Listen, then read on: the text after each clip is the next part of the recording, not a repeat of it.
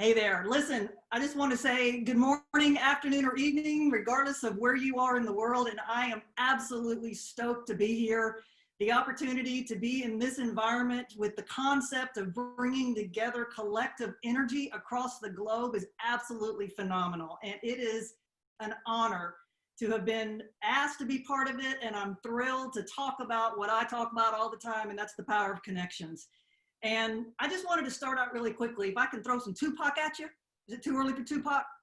So Tupac, in one of his famous poems, said, "You would not ask a rose that grew through the concrete why it had damaged petals. On the contrary, you would relish in its tenacity, and you would love its will to seek the sun."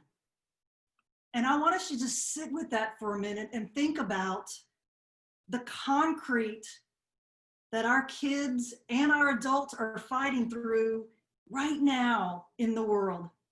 Right now, with the unrest and the racial issues and the global economy taking a hit and the pandemic, we have got to be of the mind as we go forward of being totally aware of what our kids have been through, what they're experiencing, and how we, as the caring adults in their life, can be that place of safety, that sanctity that allows for our kids to, as they're fighting through the concrete, as their petals are getting damaged, that they know that there's still hope. And that's really the foundation of what I want to talk about today is what do we need to do to make sure that those damaged petals get the water that they need.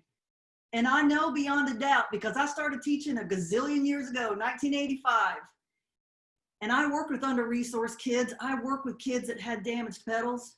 I worked with kids in high poverty.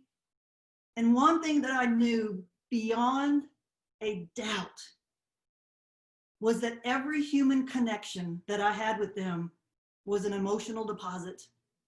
Every single time I was present enough to smile at them or have a non-contingent conversation with them or compliment them or ask them about their new haircut or their tattoo or whatever it was, those emotional deposits are the water that's going to sustain those damaged petals. And that's one of the things in these past few months that I think collectively people have begun to recalibrate, and they've begun to think about, is there a way to do it different? How can I show up to be more impactful and more effective? And that's really what we're talking about, because we all need to feel seen and heard and validated. That's the thing that drives human connections, because we're hardwired to connect. And when I say hardwired to connect, I'm talking about it is a need at our cellular level as human beings to connect with other people. And think about what's happened in these past few months. This is a time of which we have never experienced. We're talking about the disconnect of human beings across the planet. I just talked to my neighbor last night, and his parents live in Chile.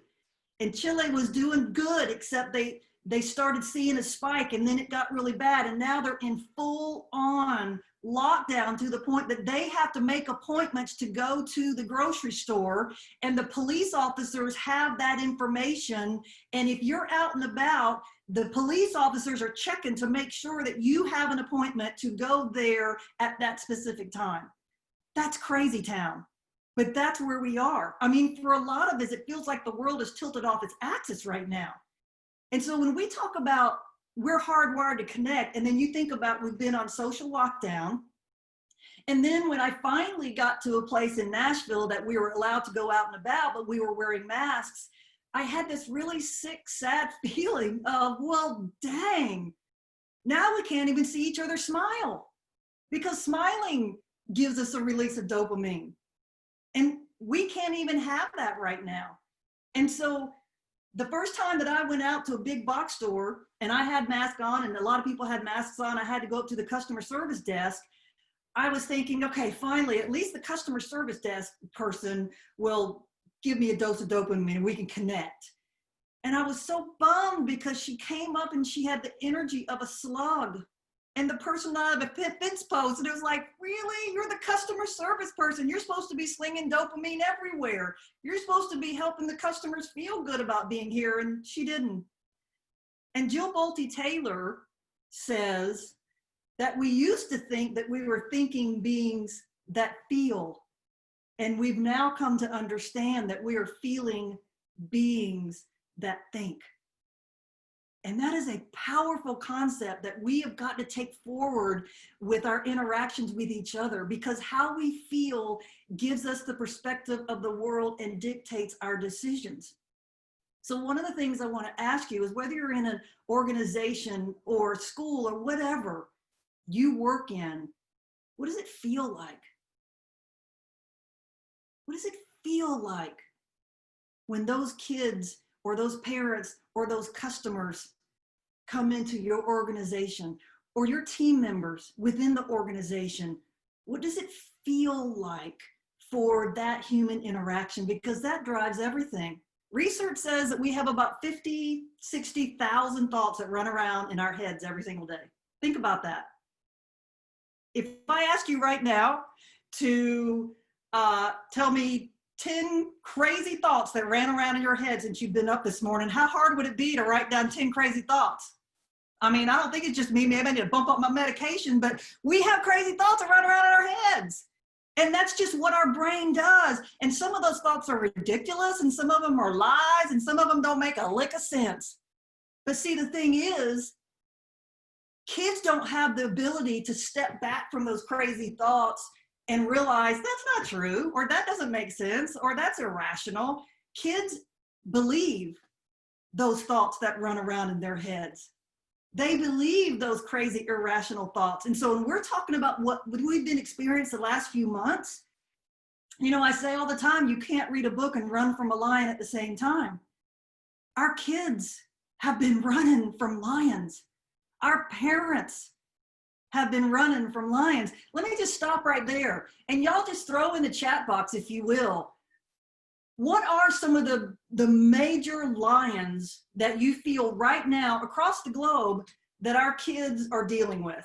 It is beyond profound. And so, you know, when I'm working with schools and there's such a focus on data and test scores, I just want to grab the principal and just shake the snot out of them, because it's like, no, these damaged pals have got to have that capacity to feel the love first. They've got to feel that safety. They've got to know when they step on that campus or they step in your organization that they're emotionally safe. And that right there is one of the biggest things that we've really got to get dialed back into, because there's been so much focus on data and test scores in this country. I mean, we have been tested to death. And there's been literally teachers that have come up to me. I come off stage, they come up to me, tears coming down their face, and they say, Tara, I know what you're saying, but I don't feel like I have time to build relationships with kids. And we have got to have that shift across the globe that says every child has got to feel like they are seen and heard and validated, and they've got to feel emotionally safe. We all know Maslow's hierarchy, tier 3 and 4. We've got schools that want to leap over tier 3 and 4, which is where the magic happens. That's the, do you see me? Do you hear me? Do you love me? Do you believe in me? Do you think I can? Am I safe around you?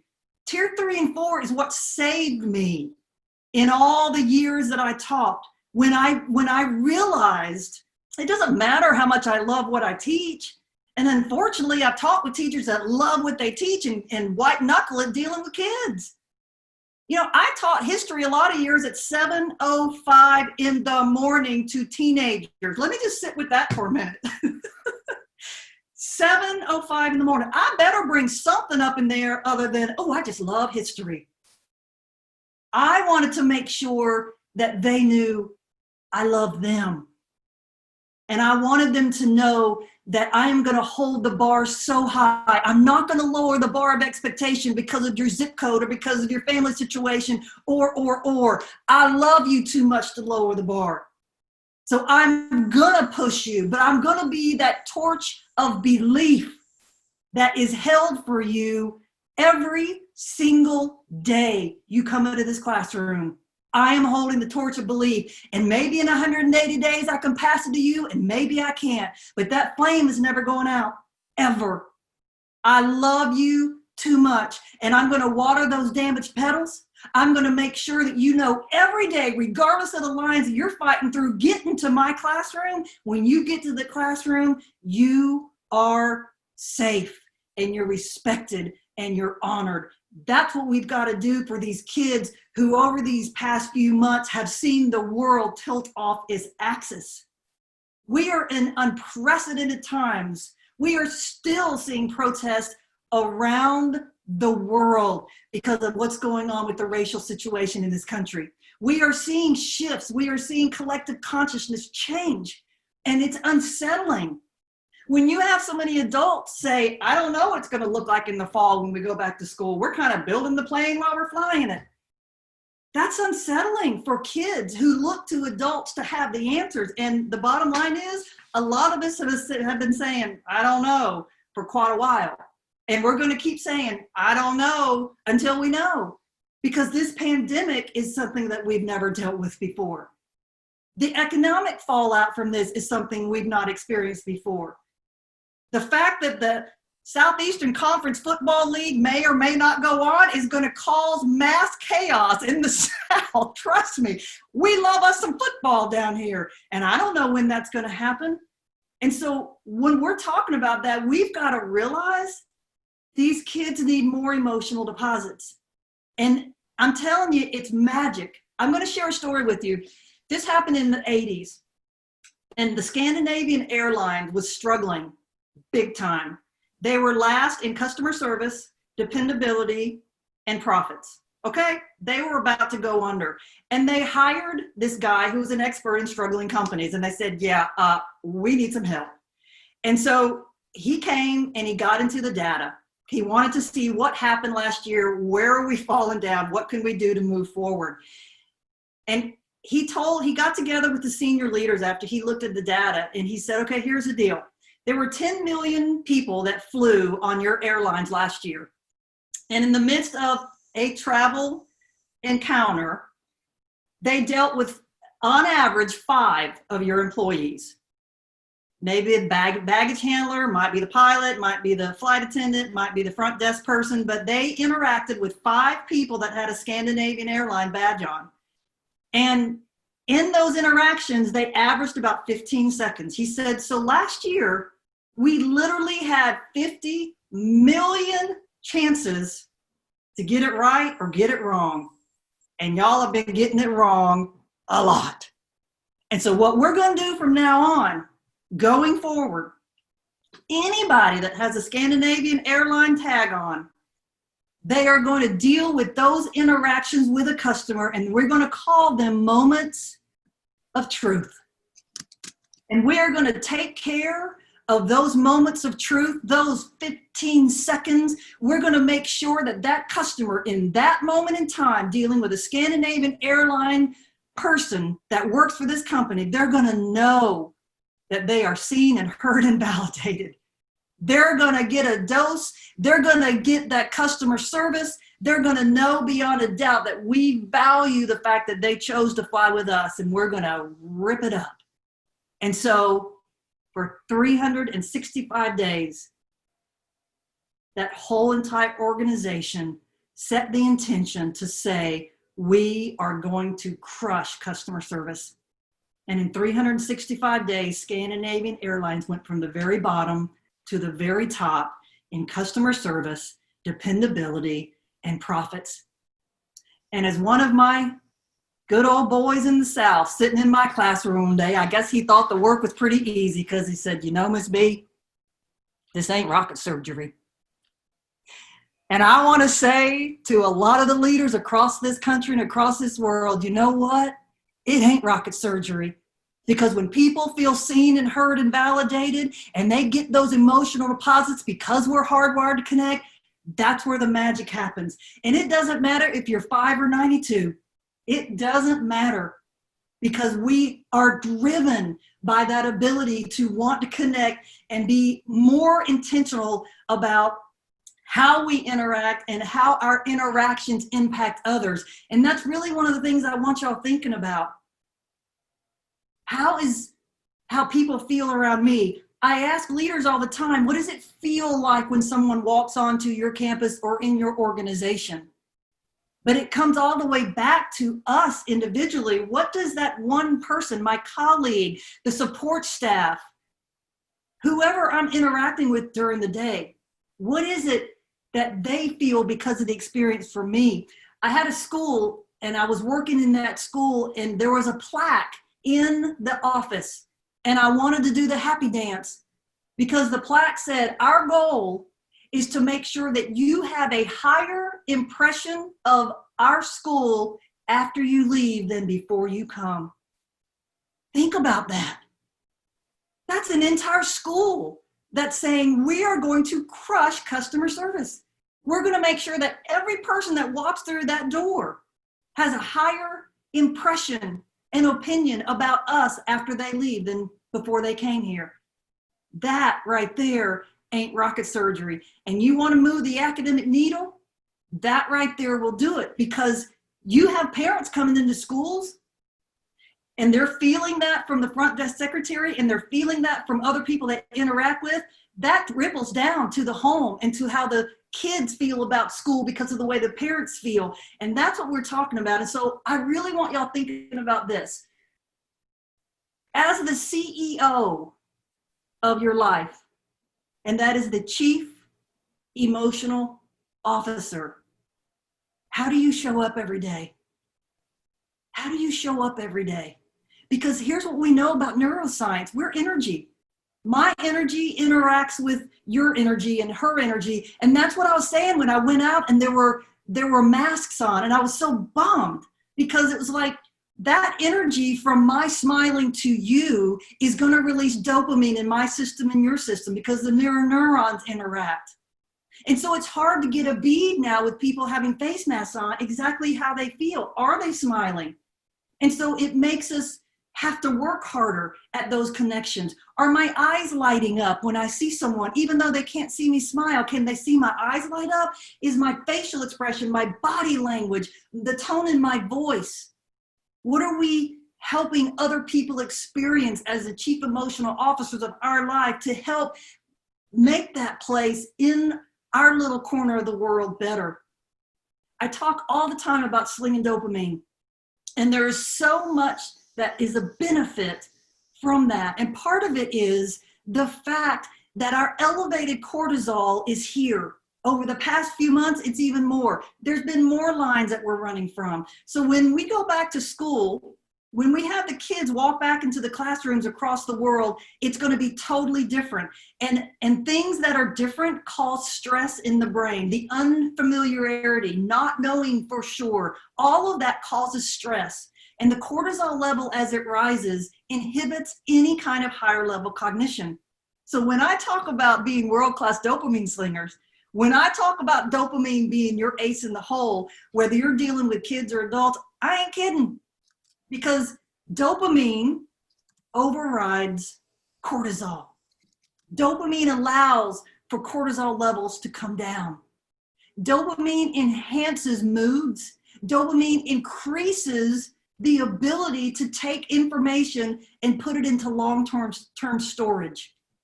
It is a phenomenal part of our brain. And there are so many things that we cannot control. But one of the things that we can control is how we as chief emotional officers, the CEO of our life, decide to show up and how our energy impacts others. That's a choice. That's a personal choice that we get to make when we say, do I want other people's day to be better because they cross paths with me? What a beautiful thing for us to be able to control. That is absolutely within our control. And one of the things I want you thinking about is within your own organization. How can y'all sling more dopamine? What can you do to allow for those interactions? I can be really intense. And I remember one time I was on my planning period at the last school that I taught at, and I was going down the hallway and I was all in my head, probably all trying to find a copier that worked. And I was missing opportunities to connect. I was missing opportunities to sling dopamine. And one of my own students stopped me.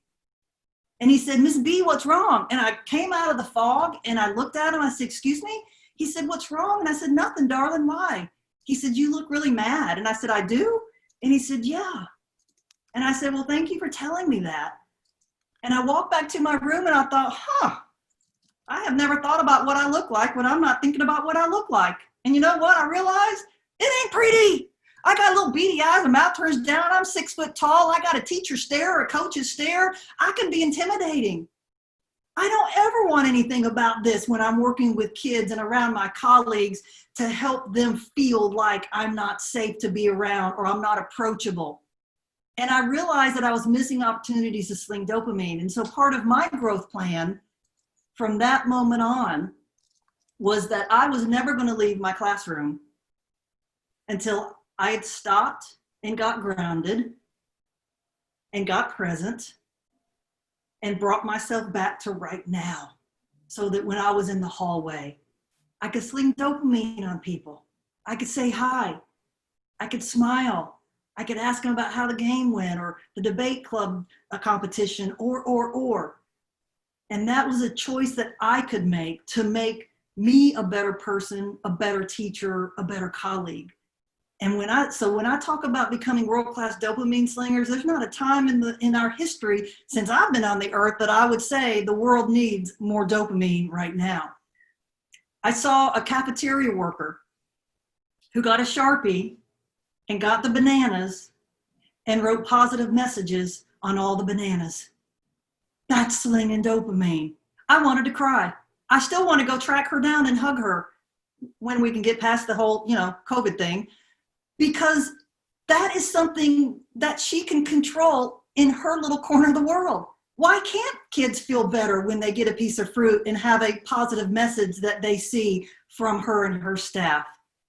I got a tweet from a librarian after I'd spoke in their district, and she tweeted out that, "Hey, we are rocking some Elton John in this library. If that don't sling dopamine, I don't know what does." And it's like, yes. Yes. Do you know how many kids are scared of reading and are below level reading and don't want to go to the library? And all of a sudden you have a librarian as a CEO of her life going, "Why can't I make the library a really cool place to come to and play music?" That's a beautiful thing. Here's the crazy thing. It's the same thing for cows.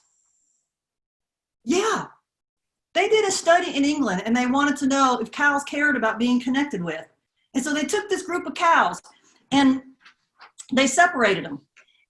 And in one group, they just hooked them up and milked them.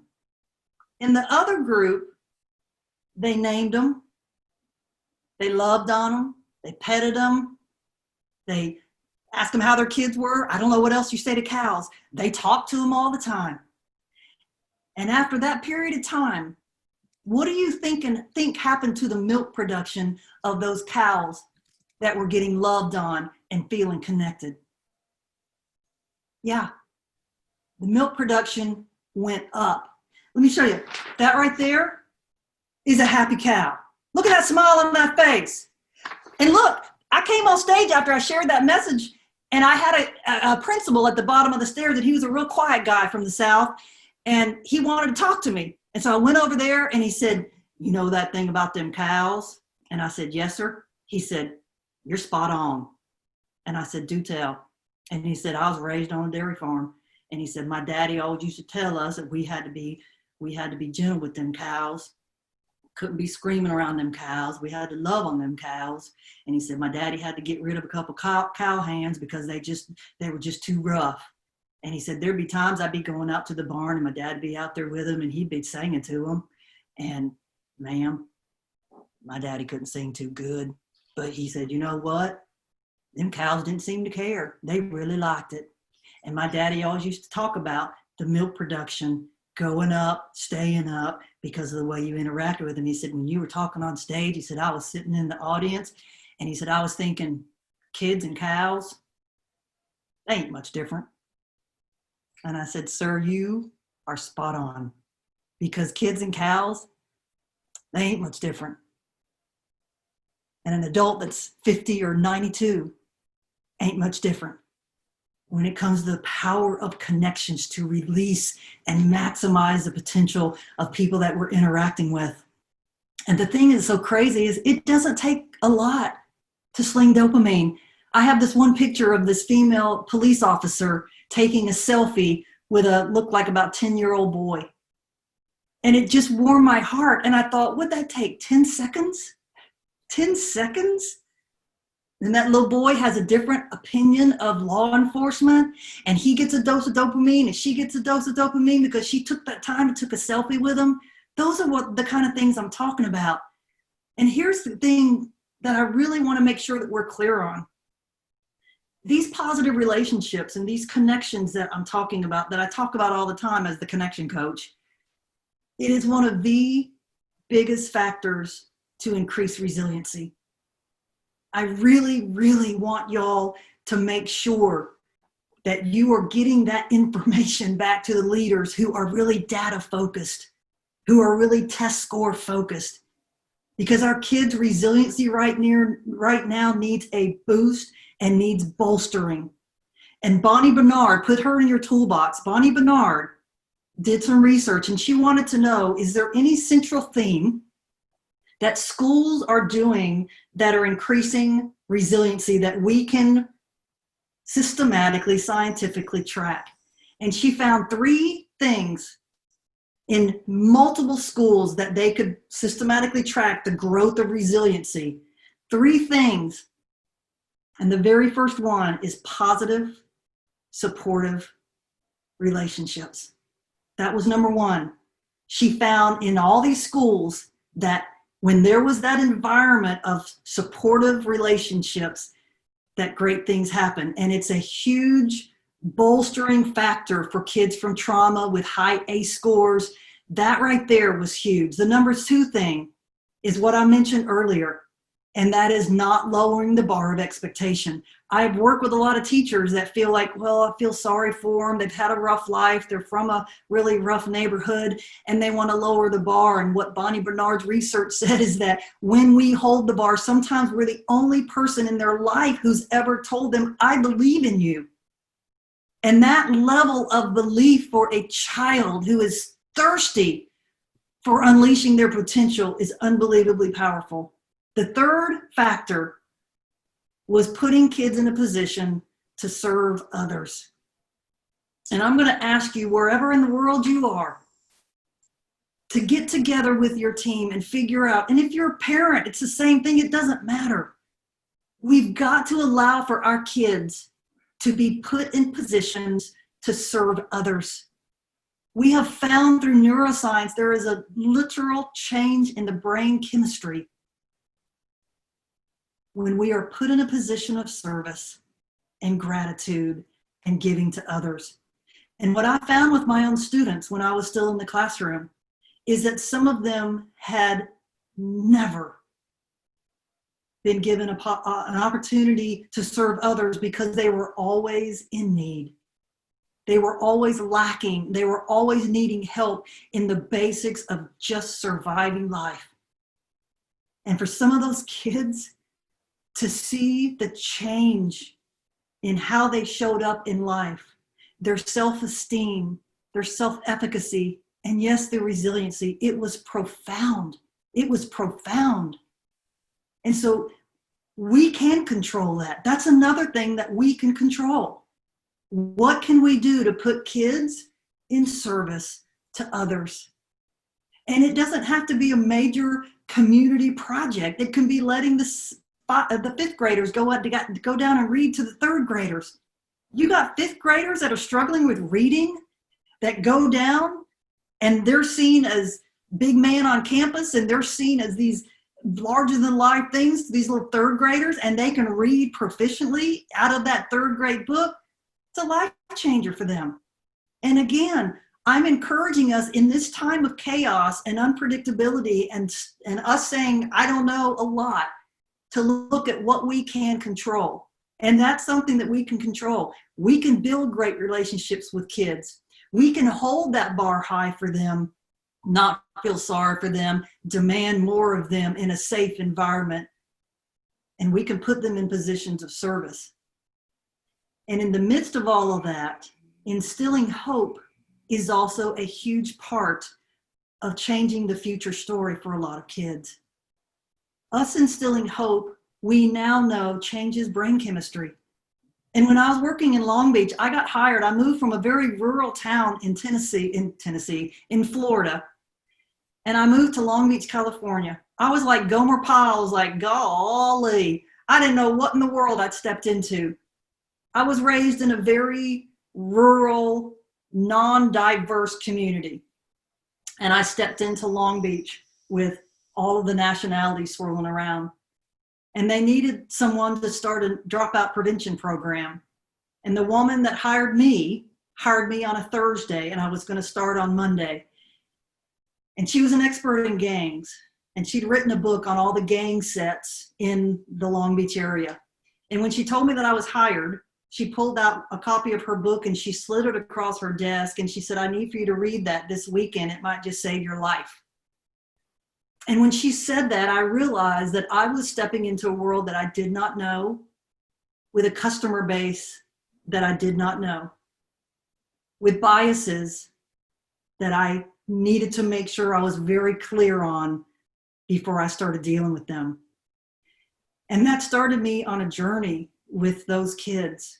Many of them were entrenched in Crips or Bloods generationally. Some of them came onto this earth with no other expectation but to be in that life. The first time that I had a 14-year-old look at me and say, why do I care about school? I'm not going to live to be age 21 anyway. I realized I had a lot of work to do to understand their world. And I had a lot of work to do to light that flame of belief and hope in order to allow for them to see the possibility of a different future story. See, a lot of our kids don't believe that's even possible. They don't believe that their life could look any different than what perhaps the limitations of their own prior generations have had. The thought of getting a high school diploma for some kids is so far out of the realm of possibility because they don't have that hope, and so their future story is very limited.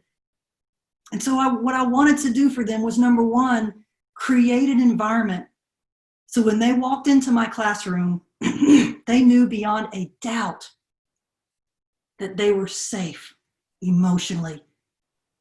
I had kids risking their life walking through a rival gang territory to get to school.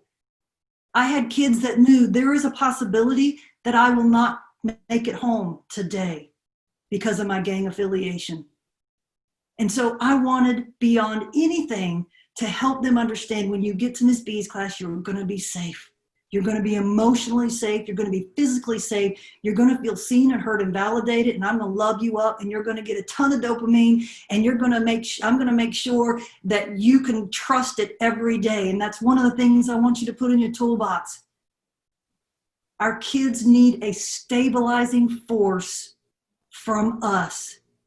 They have enough inconsistency in their world. They have enough unpredictability in their world. We've got to make sure that we're that port in the storm. And that's hard sometimes because we're dealing with our own stuff. We're dealing with the stress of the unpredictability of what our life is going to look like going back to school or finally going back to jobs if we're working remote or. And so us taking care of ourselves to be able to give that gift of stability to our kids is one of the biggest things ever that we can do to help those damaged petals be nurtured and sustained. I had one of my kids come into my classroom one day from another class, and he was really upset. And I said, whoa, hang on, take a deep breath. And he calmed down a little bit, and I said, what's going on, darling? And he said, I just came from Mr. Jackson's class. I said, uh-huh. And he said, Miss B, you know Mr. Jackson. And I did know Mr. Jackson. And I said, darling, what happened? And he said, I never know what to expect from him. One minute he's joking around with us. One minute he's screaming at us. I probably said to him, dude, are you bipolar? I had two thoughts that ran through my head. One, ooh, that was so inappropriate that you said that to an adult. And the second thought was, what did he say? We've been thinking the same thing. I know it's terrible, but look, we've got to be consistent when we deal with our kids. We've got to be that level of consistency. So one of the things I want to ask you, because I told you in some years I taught at 7:05 in the morning, what kind of level of energy are you bringing? Let me ask you this. On an enthusiasm scale from 1 to 10, okay? Enthusiasm scale, 1 to 10. 1, you need CPR.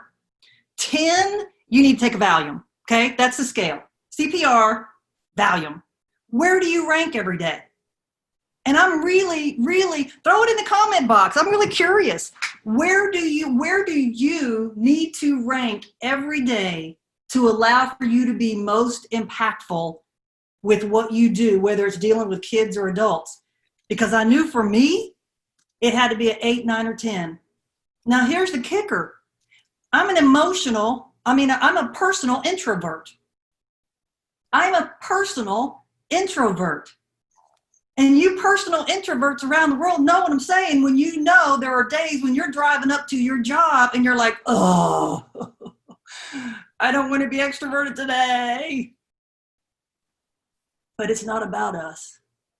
And I had to check myself a lot on days where I was like, I know there's an extrovert somewhere. I haven't seen her in a while, but you got 7.5 minutes to find her before you walk in that front door into your classroom.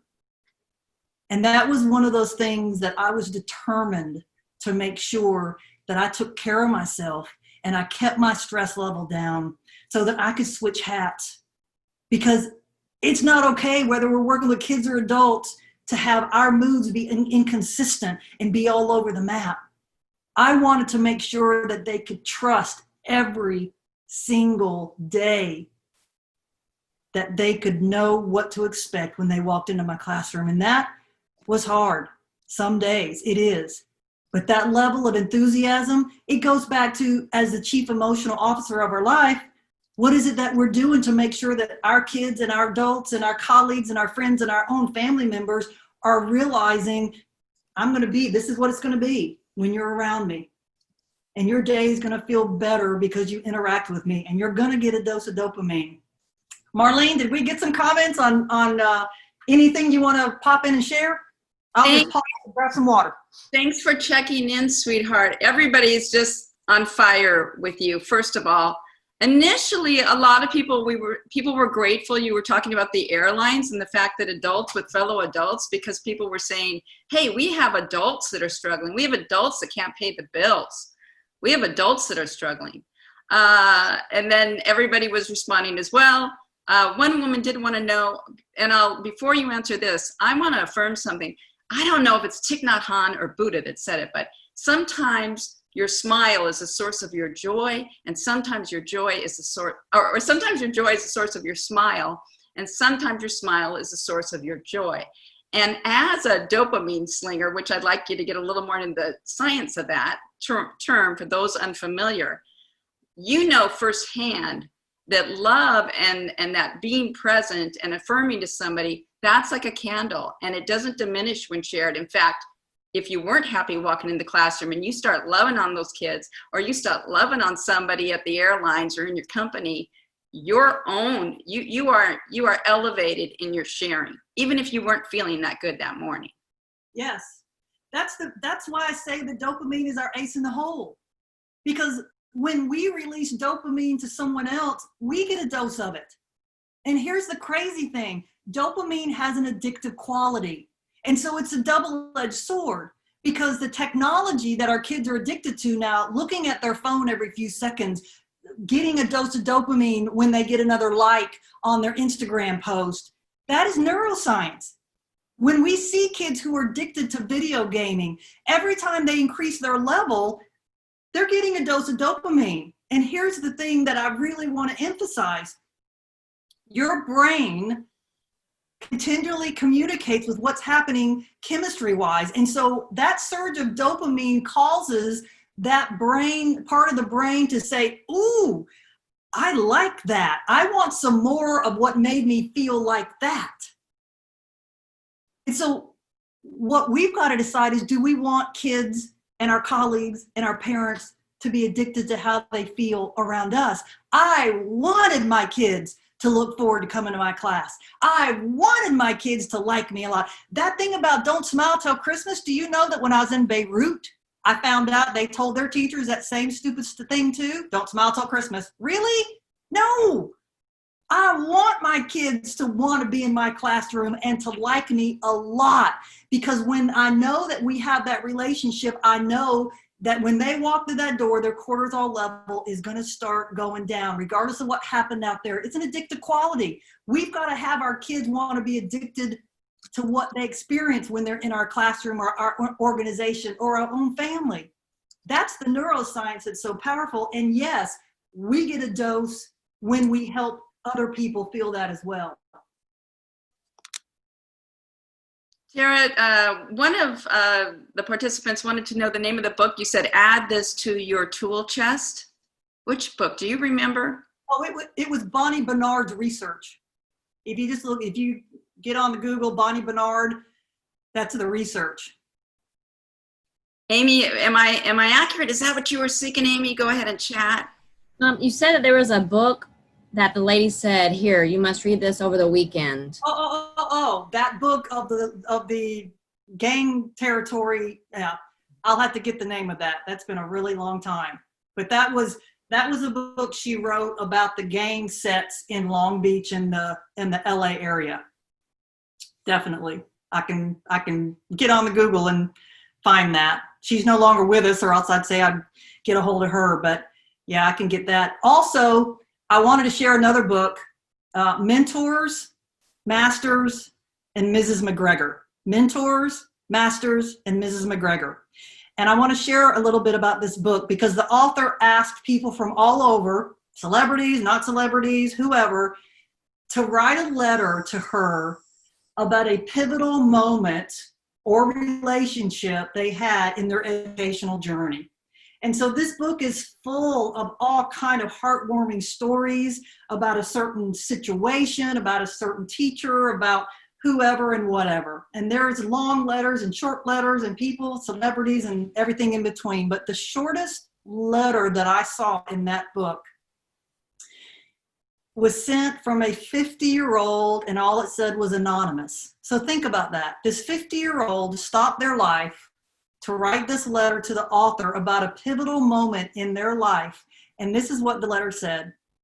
In 3rd grade, my music teacher noticed me. She smiled at me and affirmed that I was there. This was unlike any other teacher I had had or my parents. That feeling has stayed with me my entire life. And when I read that,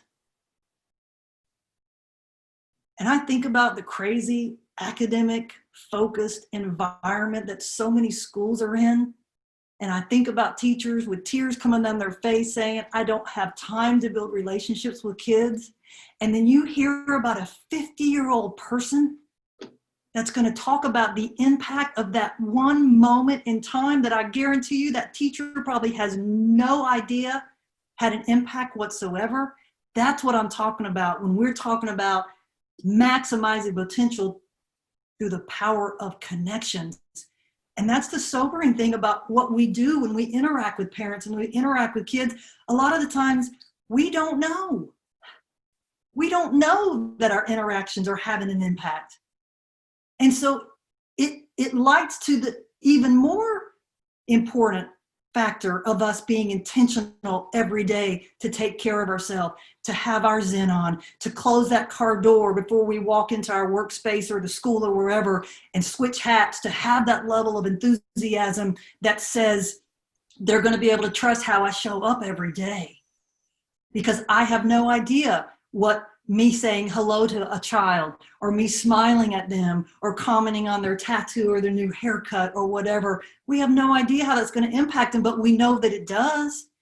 And so I was so grateful when that child said to me, "Miss B, what's wrong? You look mad." I was grateful because that was a blind spot I had. And that was an area of growth for me that I needed to get better at.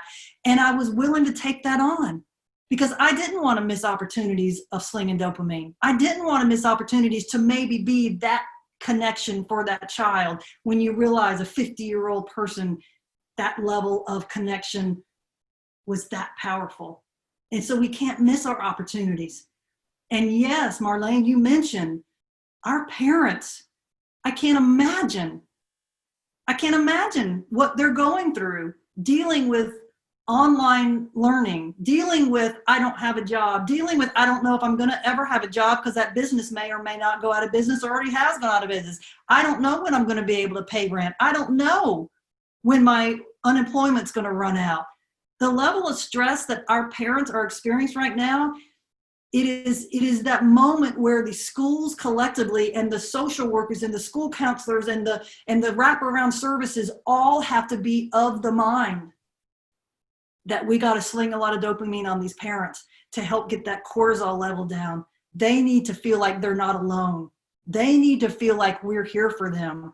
And that's what I'm saying with the months that we've been having our world tilt on its axis. I hope that it's given us that opportunity to just step back and recalibrate and say, what have I been doing great? And what are some of those areas of growth for me? Because we're all lifetime learners.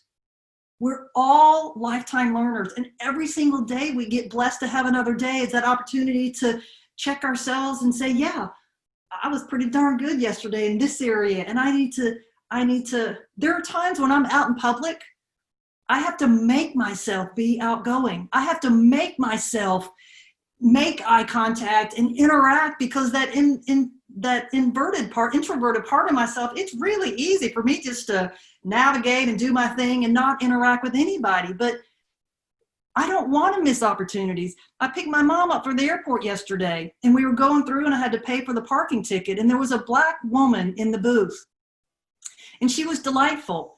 And she handed me the ticket. And I paid for it and she gave me the receipt and I looked at her in the eye.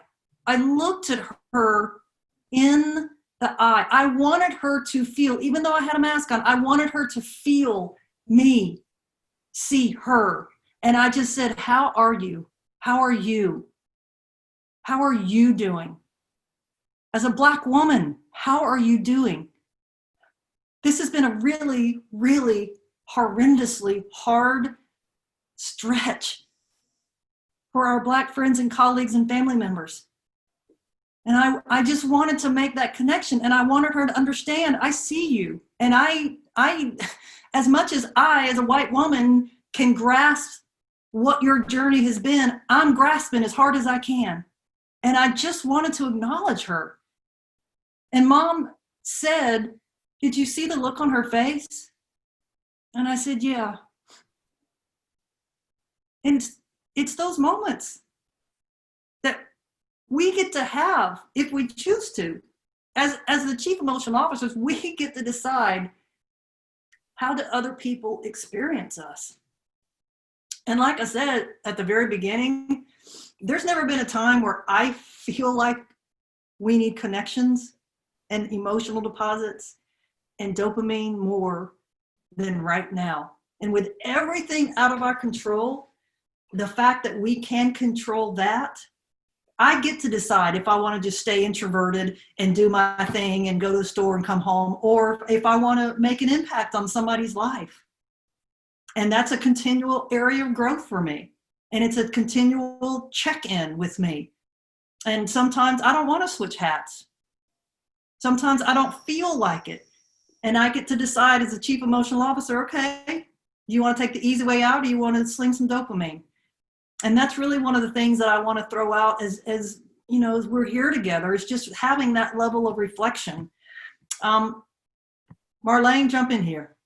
I just want to say one thing that's really great. I made this intentionally in my marriage, just to, you know, John Gottman's sort of the relationship expert, and he says, It's about emotional bank account, just like a financial bank account. You spend all your money if it's all, outgo and no ingo. And so I started saying that to my husband, just telling him small, little, tiny emotional deposits throughout the day. It was life altering. So the good news is we can all start practicing right now, being dopamine slingers with everybody we meet, just like Tara said, with somebody, in a business office, with the grocery store clerk. We can all start practicing right now. And I'm sure you've experienced it, but most of us who do, that start slinging that dopamine, you will find yourself attracting people slinging it back at you. People will take your cart when you're taking the groceries out of your cart. All of a sudden somebody, I'll take that cart for you. It's unbelievable. It is contagious. So it's not just you spreading it with one person. Just know it spreads like an infection. I mean, and I don't want to use that word. Let's find a different word. It's a beautiful, I'm trying to find a non-medical term, but it's just a beautiful sharing frequency of energy that you speak to, Tara, and it's so powerful beyond, you're saying how powerful it is for the individual student. It is literally world altering. It is, because it's that collective consciousness. It's that collective energy. And if we can keep reminding ourselves, we're just energy. This body is just an accumulation of moving cells and molecules. We are energy. And see, we used to think, oh, he's just in a bad mood, just whatever. No, moods impact each other because our energies interact and mingle. And so what you're saying at a personal level with your own intimate relationships and your friendships, it cannot be underestimated. If a couple is struggling, yeah, get that bank account full. More emotional deposits, more positive focus, more ways to help release dopamine, and it can absolutely be life-altering at that level and the world scope. I know that we're coming up against the clock. I'd love to open up for any questions or anything that you're seeing in the chat box that you want to throw out at this time. Dixie said spreads like kudzu. I'm not familiar with kudzu. Yeah, kudzu. Oh, kudzu. I'm saying it wrong. Okay. No, it might be pronounced tomato. Who cares? But yeah, that's a great one because kudzu, yeah, once it takes over, it ain't playing. Sometimes they get billy goats in there to come and eat it because it grows so fast, but she's absolutely right. Kudzu it gets after it. Dixie had another beautiful comment. She said that she really is intentional about smiling all the time. And when you were saying before a child called you out, said, "Are you angry, Mrs. B?" She said she smiles all the time, and she has students that aren't even in her class that say, "You're my favorite teacher." Students she's never had in her classroom say, "You're my favorite teacher." Yes. That is a perfect That's powerful. of us being hardwired to connect. And those kids are making those connections with her because she's loving and she's gentle and she's approachable. So yeah, think what would happen if all the adults in every building across the nation did that and what that environment would feel like for our kids. So you just go keep crushing it, Dixie. I want to share one thing. We had a presenter yesterday. This is a full week of presentations. I hope everybody on this one can join others. We had a phenomenal presenter yesterday by the name of Halise Sparky Bridges. She has inspired millions, over 40 million statistically counting, by a program called the Blue Ribbon Ceremony. Please, everybody, Google it. It's her title of her talk yesterday was Being the 1 Minute Miracle, but it's an opportunity for you formally to have a ceremony. You can do it via Zoom with your students. There are actual blue ribbons that say who you are makes a difference. And it's exactly what Tara, so there's a wonderful theme continuing through this week with all our presenters. But that's an additional resource. We want you guys to have lots of tools in your tool chest, in your toolbox. So that's an additional one. There will be a replay for those who were not on it. So stay tuned. We will have replays available. We'll post them, Tara, probably in your site, and we'll post them also at Parenting 2.0 on Facebook if you guys want to join that group. Okay, sounds awesome. And Tara, you are the Connection Coach. Where can people get more of you? theconnectioncoach.org. That's my website. You can get a hold of me. through that, I tell people all the time, I actually do return emails and phone calls. That seems like a lost art with some organizations, but when I left the classroom, I set the intention and I said to the universe, I want you to use me, and I want to be a support for those that are still in the trenches because they're doing the heavy lifting. And since I've left the classroom, it's gotten harder to be in education for a lot of different reasons. And so I have the time and I have the energy and I have the passion to do the research and to do those things to continue to get more tools that I can put in people's toolbox. And so I don't want educators or anybody else in the corporate world or anywhere to not reach out and think I'm not going to respond, because I've got a good team behind me. And absolutely, like I said, I don't think there's a time since I've been on this earth that we need human connections, and we need more people setting the intention to ramp it up and do more of it in those little moments of truth, if you were. And so they can reach me on that. And I think my social media stuff's on the website as well for this event. Well, you just got a compliment from one of our participants, Bargara. I hope I'm saying it right. He says, or she says, Tara has presented on our school system and she has emailed me back every time I have contacted her with a question. I want to add the one thing we can do, remember to include ourselves in the equation, give ourselves emotional deposits. Tell yourself you're doing a good job. Guarantee you are a miracle. And we really need to give that, elevate our self-talk, right, Tara? I mean, that's just so critical that we're loving on ourselves.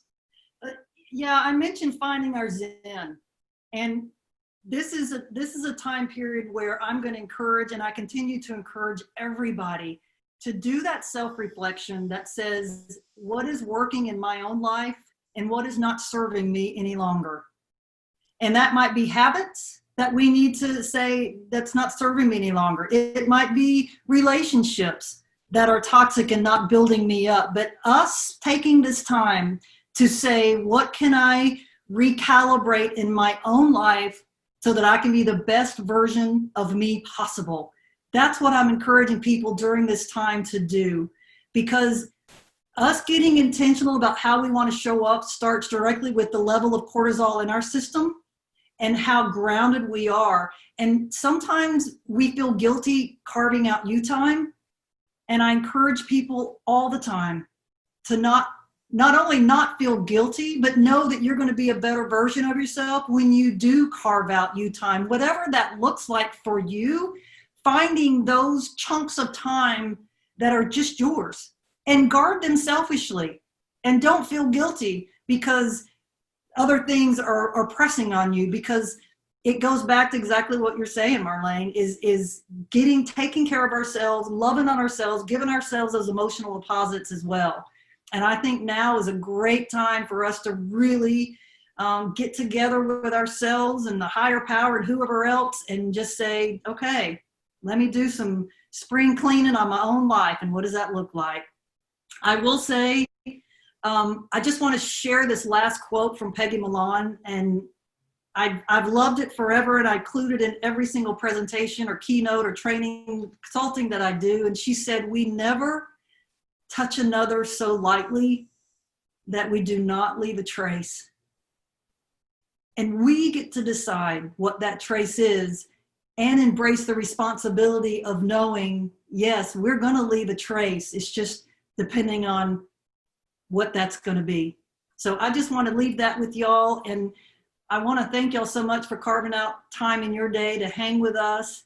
And I want to thank the organization and Mama Marlene, especially for the invitation to be a part of this. And again, I'm here for y'all and willing and able to serve any way that I can to allow y'all to do your work at a higher level. And let's just keep swinging that dopamine.